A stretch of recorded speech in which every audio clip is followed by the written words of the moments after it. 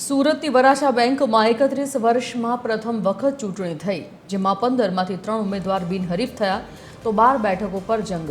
સહકાર પેનલ અને અન્ય અપક્ષ ઉમેદવારો મેદાનમાં છે. કુલ 17 ઉમેદવારો વચ્ચે મુકાબલો જામશે.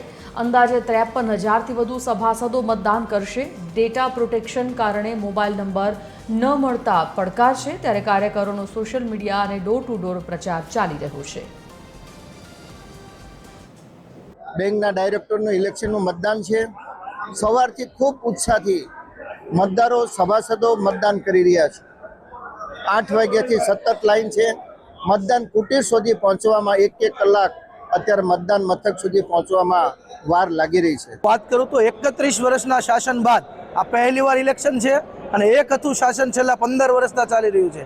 જ્યારે એક હતું શાસન ચાલતું હતું ત્યારે આ સહકાર પેનલના જ 2 ઉમેદવારો જે અમારી પેનલમાં હતા અને વંડી ઠેકીને એ પેનલમાં વયા ગયા, ત્યારે આ ઇલેક્શન કરવાની ફરજ પડી છે. આ લોકશાહીના ભાગમાં અત્યારે આ કીડિયારું ઉભરાણું એ લોકશાહી બતાવે છે, અને લોકશાહી કહેવાય.